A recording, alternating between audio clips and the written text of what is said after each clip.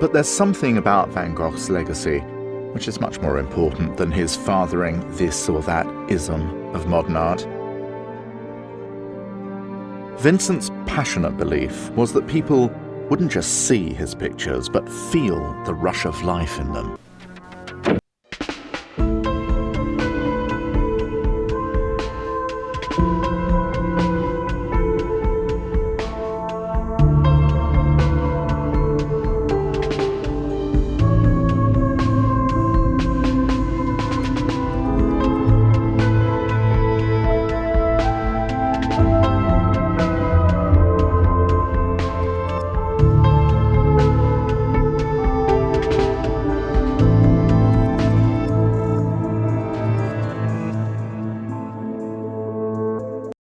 Hello and welcome to True Crime Rocket Science, the most authentic voice in true crime.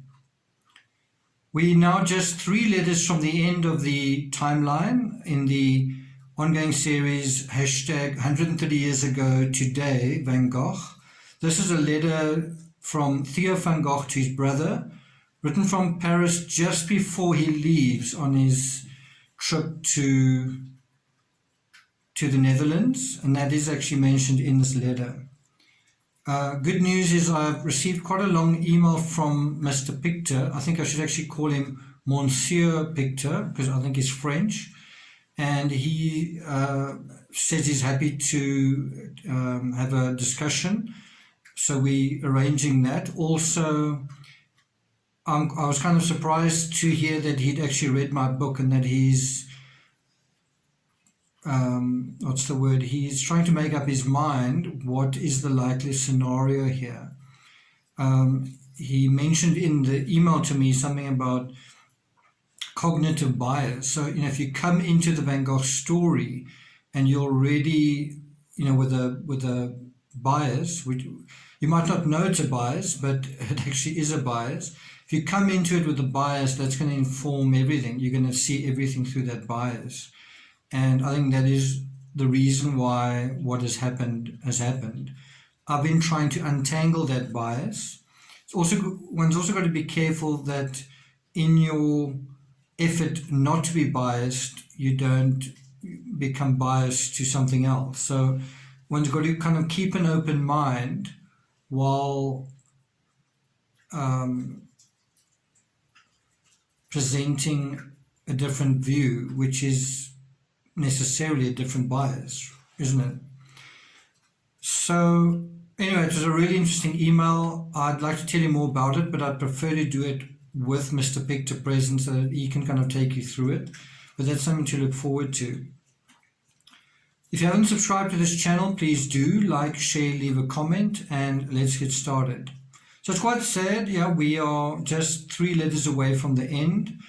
Obviously, the last letter, there's not a lot of certainty that it was written on the 23rd of July, but we will obviously continue with the timeline right up to the death of Vincent van Gogh. So we will go beyond the letters after the 23rd and look at historical data, look at what other authors and researchers have said, and then also look at what my true crime analysis suggests. So that is going to be the world beyond the letters.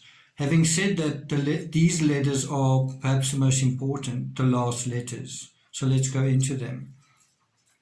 Of the last 3 letters, 2 are from Theo. 1 is from Vincent, and there's apparently 1 that's missing, which we'll get to probably in the next episode. So around about Monday, the 14th of July, 130 years ago today, Theo wrote to his brother, "My dear Vincent, we are very pleased that you're no longer so much under the impression of matters being unresolved as when you were here. Really, the danger isn't as grave as you believed. If we can all have good health, which may enable us to undertake what in our heads is little by little becoming a necessity, all will go well." So again, one must look at the opening paragraph for what is setting the tone essentially for the letter. And in this letter from Theo, His first three words are, we're very pleased. Not we're very concerned, not we're very poor or very burdened, right? Or very sick or very, anything negative. It's we're pleased with Vincent. He also says, we're pleased that you're not under the impression that matters have been unresolved when you were here. Now, it's difficult to be clear what exactly that refers to, but what I think it could refer to is, I know one thing for a fact that he was aware of, that Vincent van Gogh was sort of bothering him, was he didn't like all his artwork crammed in a sort of, behind doors and under beds and so on. So what he wanted was for his artworks to kind of be displayed in a better way so as to sell them. I can kind of understand that, but at the same time, when you haven't sold any of your art, can beggars be choosers, right? So that's another aspect. The interesting thing is his brother was trying to meet him halfway. His brother was trying to accommodate him. They didn't say no.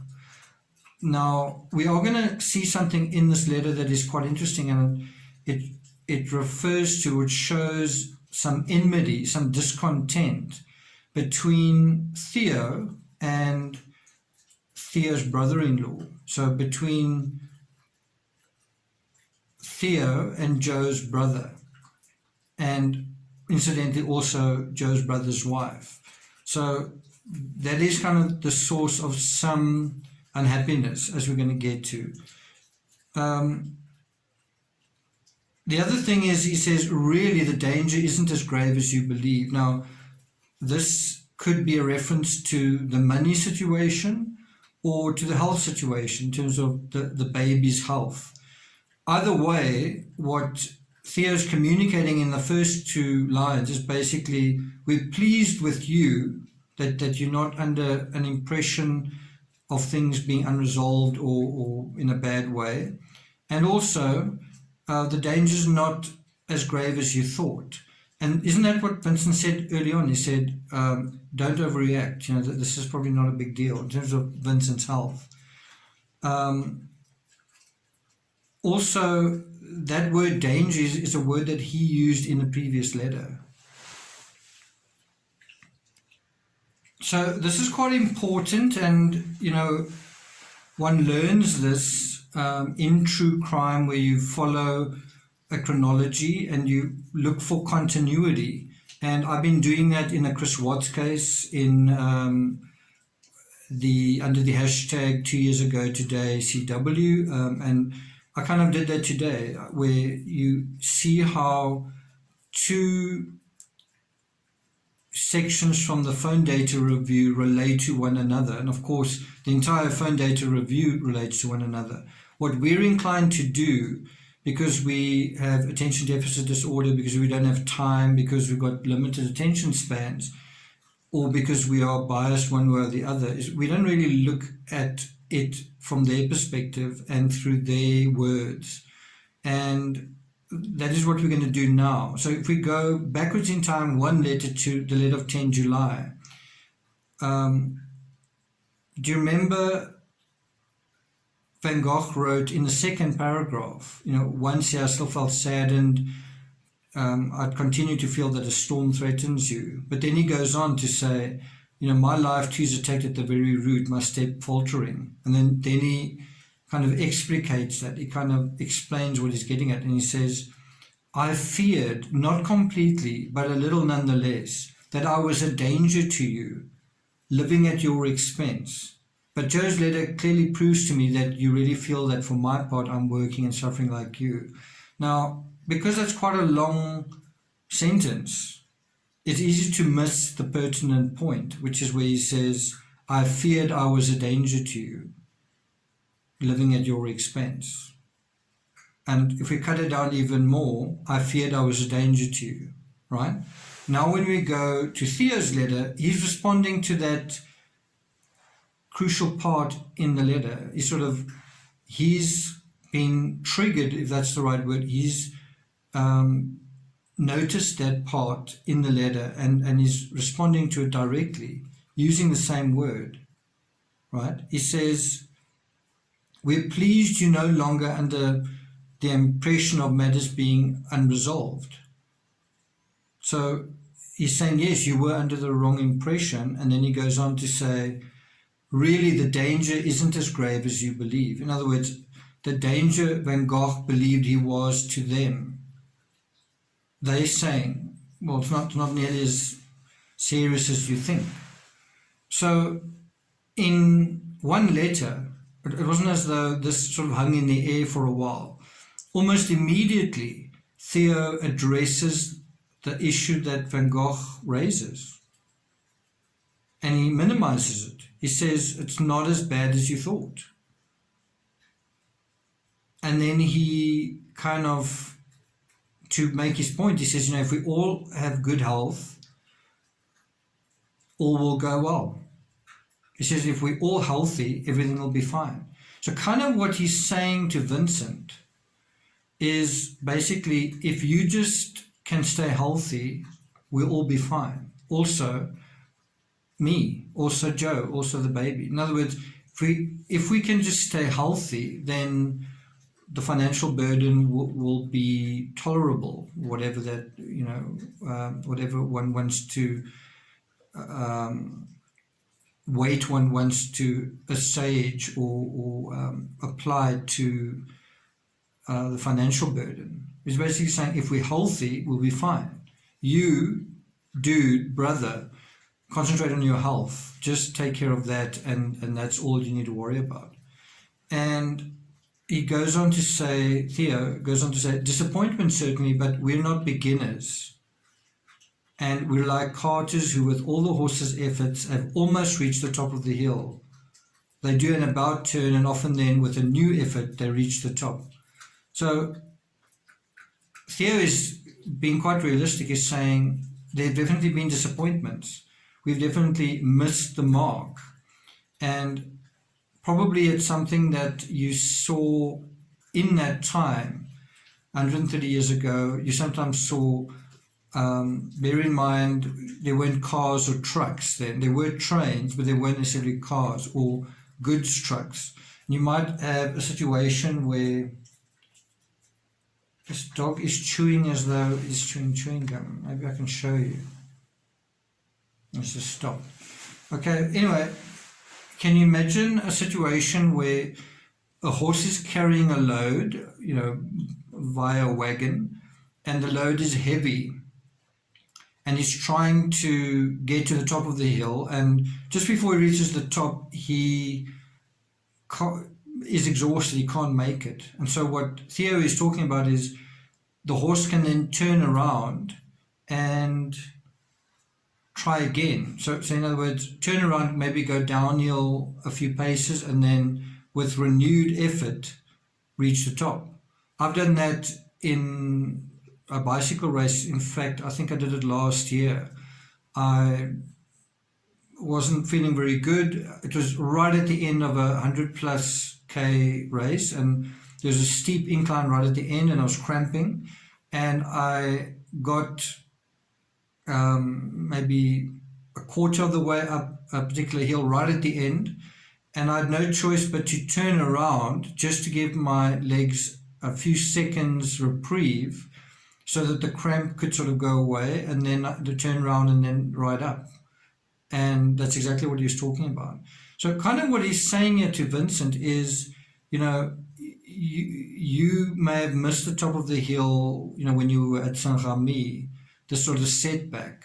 And maybe we all are. Maybe we've all missed the top of the hill in terms of, him with his business and so on. And he's saying, we're just in a moment of pausing, and we will have a renewed effort, and we'll get to the top, we'll get where we need to go.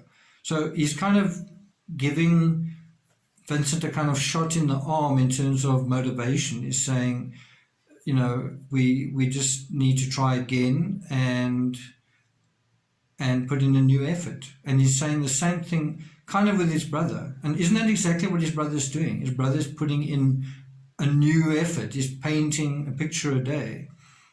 And we don't know what they spoke about, Van Gogh and his brother, when they met face to face. But I wouldn't be surprised if both of them kind of said, look, eventually the damn wall's got to break. Eventually, if you just keep painting, because his brother's an art dealer, you will eventually sell a painting and then another painting. Just keep trying. And I've kind of been in the same place myself writing books. Not quite the poor record of Van Gogh, but let me put it a different way. I've sold my books consistently.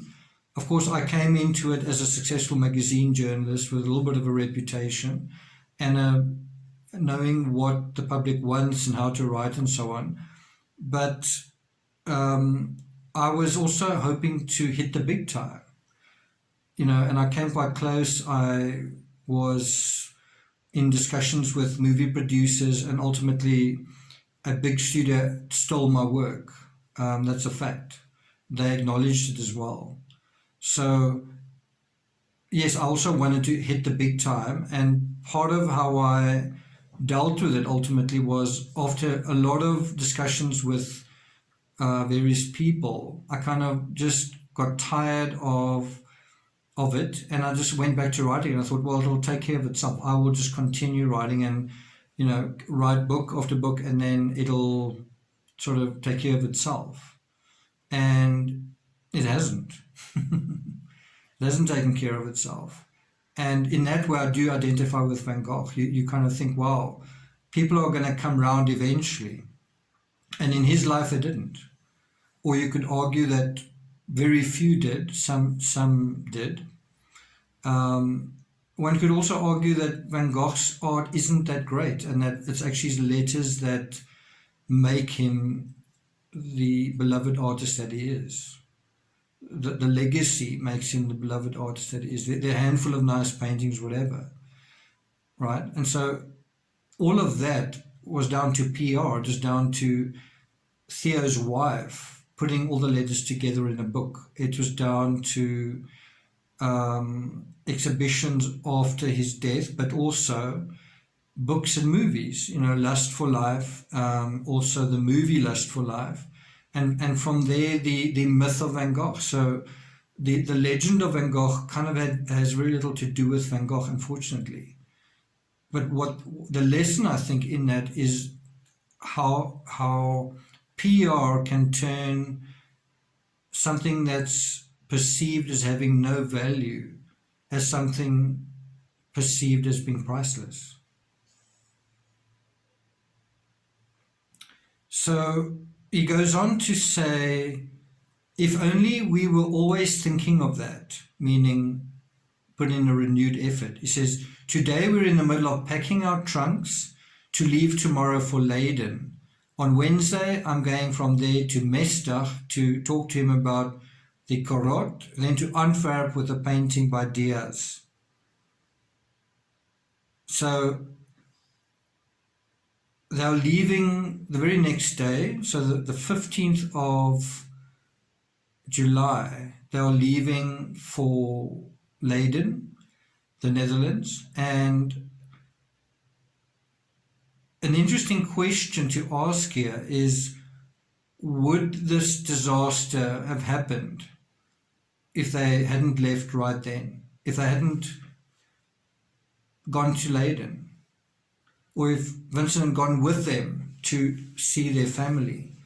Or if they didn't go to see the family but they stayed in Orvez, would this disaster have happened?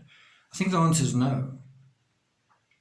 Now again, I mentioned two sides of the coin in the previous episode, saying, well, so if he committed suicide, then not going, how could it have affected that? Well, you could have said, well, he wouldn't have been as lonely, or he would have had company, and he wouldn't have descended down these dark thoughts or something, right? And that's definitely a valid line of thinking, but it's biased. The other possibility is, while his family are away, it's a little bit like out of sight, out of mind. I'm not saying completely like that, just that with his family away, he can kind of misbehave. He can kind of have his own little holiday. He can start to focus on the people around him, the situations around him. And he can kind of, he's going to maybe spend more time not writing letters. And there are definitely, after this point, bear in mind his brother's now leaving. So I don't think there were no letters from this point. We know for a fact there's a letter that was forwarded and so on. But what I mean is, you know what it's like when somebody leaves to go overseas or go on a holiday. You don't necessarily write them a letter, that they are enjoying themselves, they want a break. So correspondence may actually drop down, especially when we're talking about snail mail, right? And if that's the case, for a guy who's writing a letter a day, he's now got some more time on his hands in the day and at night to think about other things, to think about other people, to apply his mind, almost like writing a letter to the people around him. He's not doing that. He's not writing a letter to someone, but in a way he might be thinking about the people that he'd spoken to that day. Does that make sense? Theo goes on to say, although the week is now past, those gentlemen have said nothing as regards what they're thinking of doing with me. Now, that's kind of a dig from Theo. Theo becomes a little bit stroppy in these last letters. He's obviously agitated by his employers, and he refers to them in a kind of a cool way, kind of a measured way, as those gentlemen. I don't really think he means that completely. I think there's a little bit of sarcasm there, that he actually thinks of them as assholes, but he calls them gentlemen. He says, Dries, on the contrary. So he's saying those gentlemen said nothing about what they were going to do with me. So he's feeling a little bit worried. Now, what is going to happen with his fate? He says Dries. Now, Dries is Andries, Joe's brother. And there was a bit of a problem with Dries during this time. Theo wasn't very happy with him. And it kind of reminds me a little bit of Nutgage in the Chris Watts case, where you kind of had this crisis on the side that distracted everyone from another crisis. So the Nutgate allergy from the affair. In this case, there was this problem with Dries, and at this time, and what was happening with Dries was he was sort of offering to support Theo in his business. I think he was going to like buy a share, or he was going to invest or give money. Bear in mind, Dries is Theo's wife's brother. And then Dries dropped them, right? So Theo, who's kind of having a hard enough time with his own employers, is kind of distracted by this carrot being offered by Joe's brother. And then that leads to all sorts of problems, all sorts of arguments. And while that's happening, I think they may have sort of lost touch a little bit with what's going on with Vincent.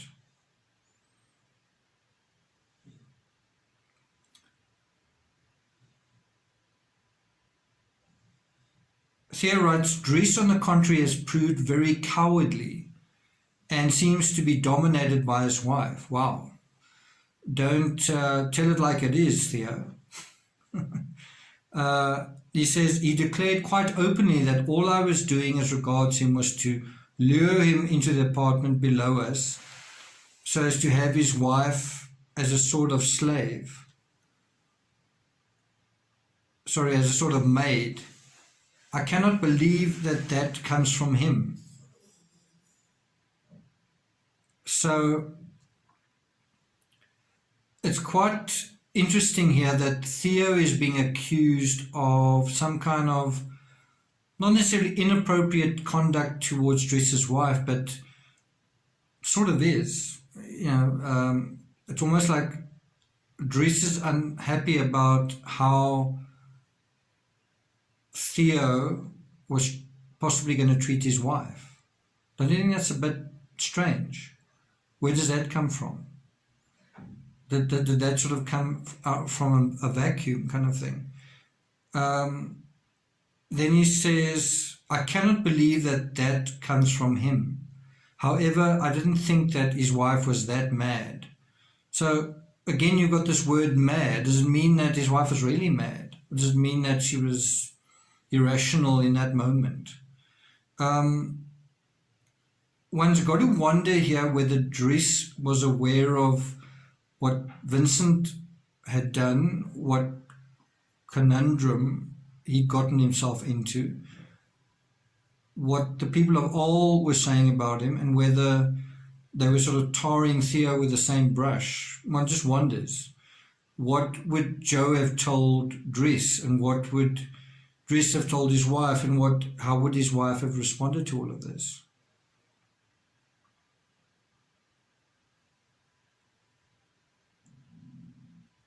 Then Theo writes, it's the second time he's withdrawn, meaning Dries, withdrawn from the deal that they were going to make at the decisive moment.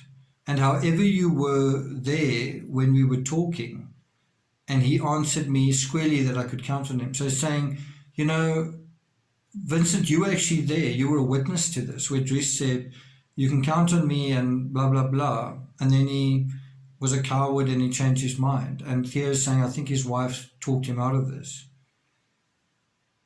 And one wonders whether his wife, confronted by Vincent, who's earless, didn't sort of realize, oh, cheapers, maybe we should be careful here. Maybe we should be careful of these brothers. Maybe we should be careful of this guy. All right? Theo says, I can't understand it except by attributing this hesitation to his wife. So in other words, Theo is thinking, I think the problem is coming from a woman here who doesn't want to invest, trust, form a business relationship with us. Why? Well, the woman's got some sort of reservations about these men. And let's face it, Theo's got syphilis. He didn't get it in a vacuum. So's Vincent. So, if you were Dries's wife and you knew this, would you have felt any different? I mean, think about it with the benefit of hindsight. We know that Vincent never sold any art in his life besides one painting. We know that it took decades for him to reach success. We know that his brother died shortly after this.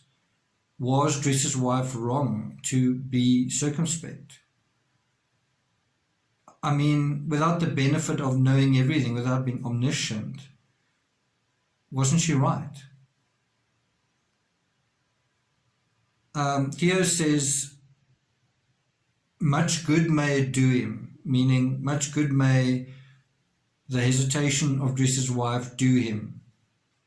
Again, he's been quite sarcastic. Theo's a really nice guy. He's usually very measured, very calm, very practical. And here he's quite sort of, there are a couple of barbs. There's a bit of sarcasm, right? He goes on, so he finishes the letter saying, enclosed with this letter you'll receive 50 francs. If I had the good fortune to do business during my travels, that would put me even more at ease. Warm regards, old fellow. I'll probably be back in a week's time. Warm regards from Joe, and believe me, your brother who loves you, Theo. So that's the other thing to bear in mind is, as Theo leaves, as Theo departs Paris, as Theo separates from his brother for about 7 days, he sends him another stipend, another sort of cash payment of 50 francs. He doesn't say, look, I'm going on holiday. It's really a bit inconvenient. There's a lot of shit going on. Sorry, you're going to have to grit your teeth. Also, he doesn't say, enclosed with this letter, you will receive 10 francs. I don't have more than that. Sorry, bye-bye. He doesn't say that. He gives him quite a lot. He gives him enough. He gives him as much as he needs. So what is the message behind this last payment? Well, we're doing fine. I can continue to support you. And one of the most important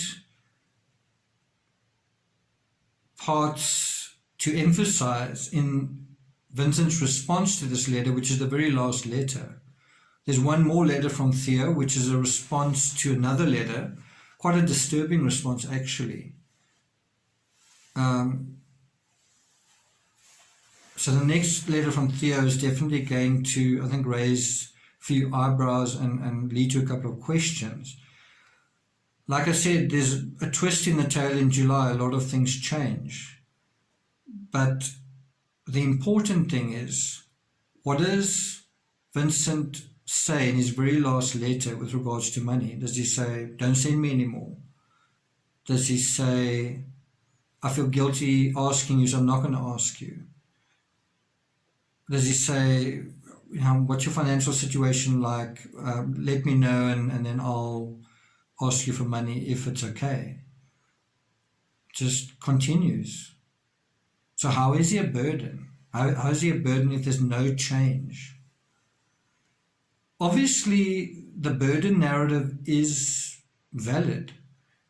Van Gogh did feel that like he was a burden. That doesn't mean he was, or it doesn't mean that Theo really thought he was, and it doesn't mean that Joe thought he was. I think Joe probably did think he was.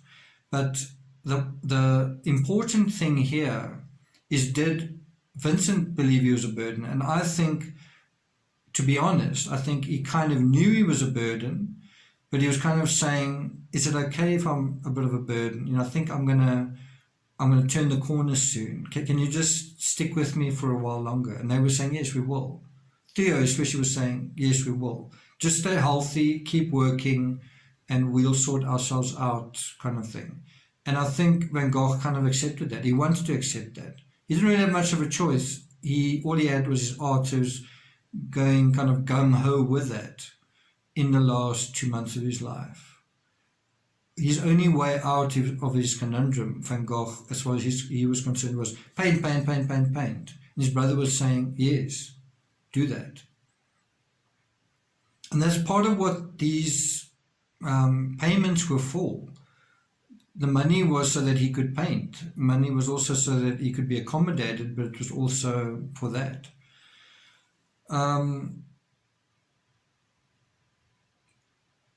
Theo signs off his letter by basically admitting that, I hope that while I'm on holiday, I'm going to have the good fortune to do business during my travels. He's saying, I hope even while I'm on holiday with my family, that I'm going to be able to cut a few deals, that I'm going to get a little bit ahead in terms of my work.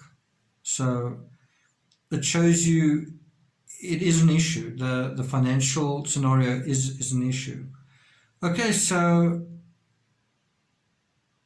about a week from now, Theo was scheduled to be back, which is around about the 21st, 22nd of July. And a week after that, Vincent died. Vincent was shot. So it's not as though Theo was away when Vincent got up to mischief. I think Vincent got up to mischief while he was away, and then when Theo came back, maybe that mischief continued a little bit. He'd started misbehaving, and now he thought, well, I'll just misbehave a little bit more, if that makes sense. Okay, so I think that is going to be about it for today. Just some of the footnotes. Theo had previously used the metaphor of horses toiling up a hill.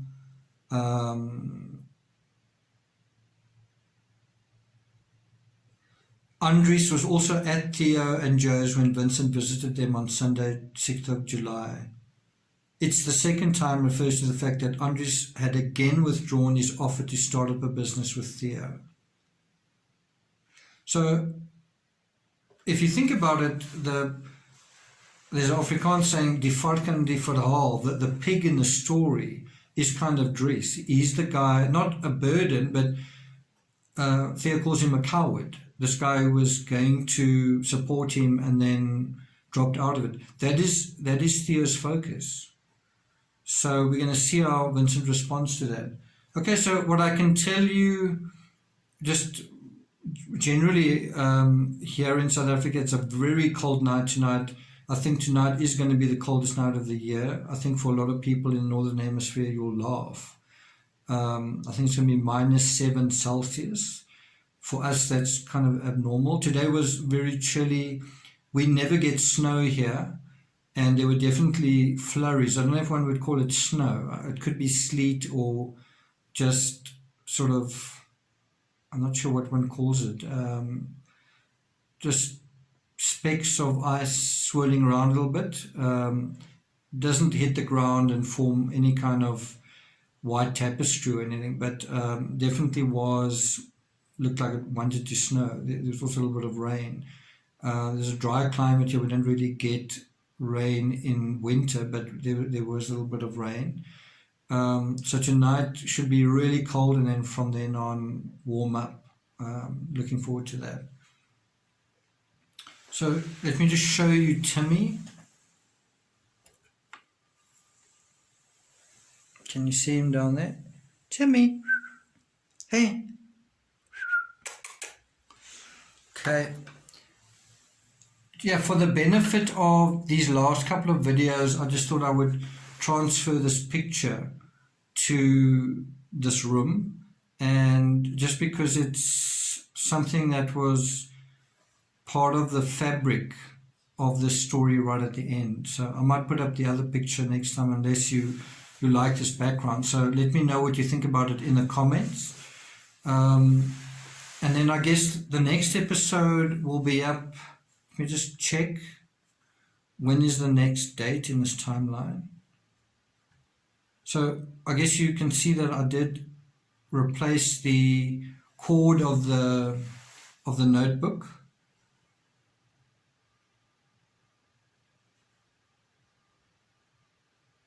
So the next letter, the second last letter, is also from Theo on the 22nd of July. So obviously once he's returned to Paris. And then the very next day, Vincent responds on the 23rd of July, and then there's no correspondence from then on.